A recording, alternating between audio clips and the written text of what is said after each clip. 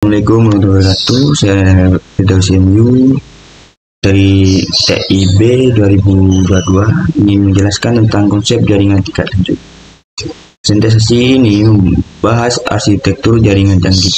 Kami akan mengeksplorasi teknologi kunci dan implementasi praktis.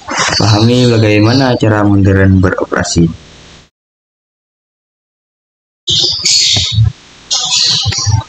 Mengapa jaringan tingkat lanjut penting? Pertama, untuk keamanan data, melindungi informasi sensitif dari ancaman-ancaman jaringan canggih, menawarkan pertahanan kuat. Yang kedua, performa optimal, menjamin kecepatan dan efisiensi transfer data, mendukung aplikasi kritis. Ketiga, skalabilitas tinggi, mampu tumbuh bersama kebutuhan organisasi. Fleksibilitas sangat diperlukan. Arsitektur jaringan modern. Arsitektur ini didesain untuk efisiensi dan keandalan, terbagi menjadi beberapa lapisan fungsional. Yang pertama, Software Defined Networking atau SDN, memisahkan bidang kontrol dan bidang data, meningkatkan fleksibilitas dan pengolahan. Kontrol terpusat, otomatis jaringan.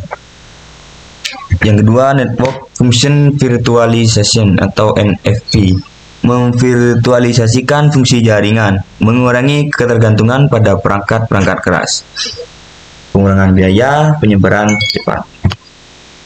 Konsep routing dan switching tingkat lanjut.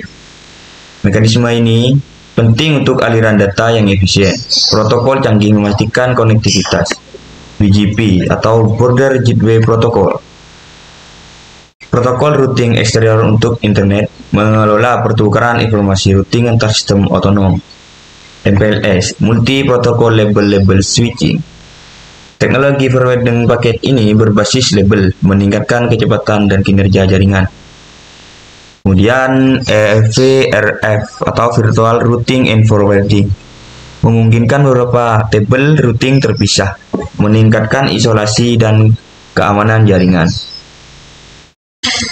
Kemudian virtualisasi jaringan dan kontainer virtual.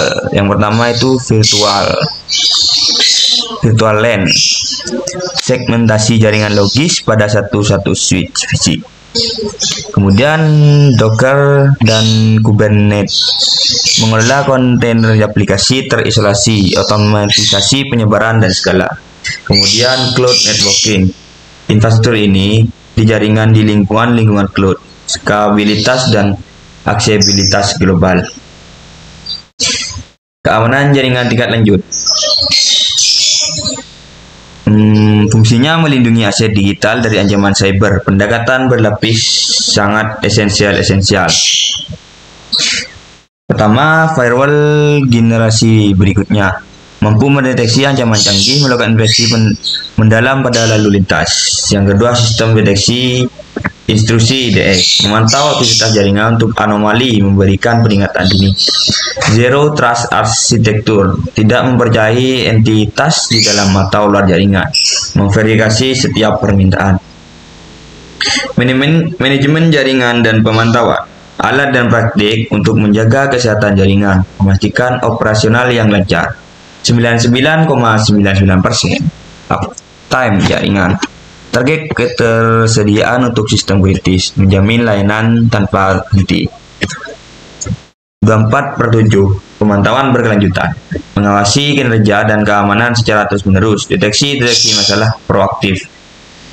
100 ms, latency optimal, waktu respon jaringan yang sangat rendah, penting untuk aplikasi real time.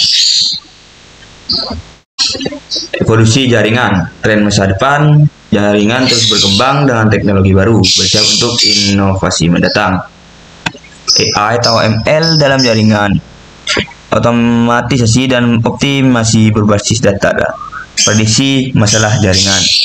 5G dan jaringan tanpa kabel, konektivitas ultra cepat dan latensi rendah, mendorong IoT and edge computing.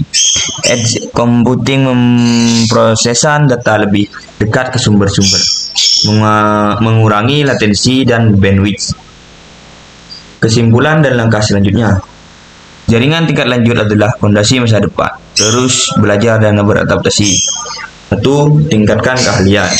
Ikuti kursus dan sertifikasi terbaru.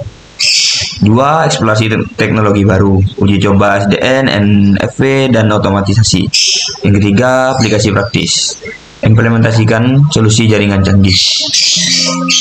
Ya, hanya itu yang bisa saya sampaikan. Assalamualaikum warahmatullahi wabarakatuh.